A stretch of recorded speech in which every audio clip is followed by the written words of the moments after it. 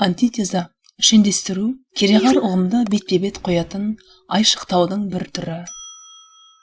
Екі затты не құбылысты қатар қоя отырып, басқа бір заттың, ұғымның, құбылыстың сипатын суреттеу. Шендестіру қазақ әдебиетінде фольклордан бастап қазіргі қазақ әдебиетіне дейін қолданылады. Сөз өнерінде антитеза жай ғана салыстырудан көркемдік, образдылық бояумен өзгешеленіп тұрады. Қара жерге қар жауар, қарды көрде, етім көр. Қар үстіне қан тамар, қанды көрде, бетім көр. Ертарғын жырына мысал.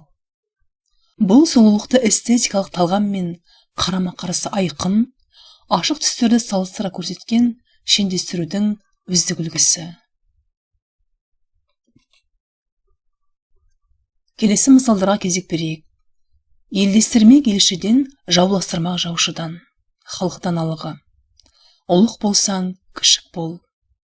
Бұл жерде де екі ұғымды қарама-қарсы қою арқылы жасалған. Мысал жанрында да шендестіру жандары бар. Қасқыр мен қозы, қарға мен түлкі, бұлбұл мен есек тағы басқа. Абайдың өлеңіне мысал. Қар әппақ, бүркіт қара, түлкі қызыл, ұқсайды қаса сұлу шомылғанға. Ақын бір-біріне қарама-қарсы үш түсті алып шендестіру арқылы негізгі образ, төртінші суретті сомдайды. Яғни, жаңа бір құбылысты, жаңа бір суретті елестетеді. Сыртқы белгілер ғана емес, адамның жан әлемі, ішкі сезімі де шендестіру арқылы бейнеленеді. Бір үміт, бір қауіп. Шендестіру антоним сөздерді де бір-біріне қарама-қарсы қою арқылы жасалады. Мысалы, қан мен тер, соғыс және бейбітшілік тағы басқа шығармалардың аты шендестіру арқылы тура немесе жанама болса да, оның мәнін ашуға қызмет етіп тұр. Күлемін де жылаймын, жылаймын да күлемін. Өссе тілім, мен де бірге өсемін. Өшше тілім, мен де бірге өшемін.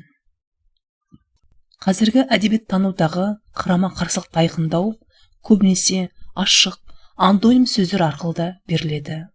Бұл өлеңдер соның жарқын үлгісі. Онда автор ойы, ол қолданған сөздерден тереңде жатуы да мүмкін. Қорыта айтқанда, шендестіру дегеніміз кереғар ұғымдарды бетпе-бет қоятын айшықтаудың бір түрі. Екі затты немесе құбылысты шендестіру арқылы басқа бір құбылыстың, ұғымның, нәрсенің суреті, сыр сипаты, кескін кейпі аңғарылады.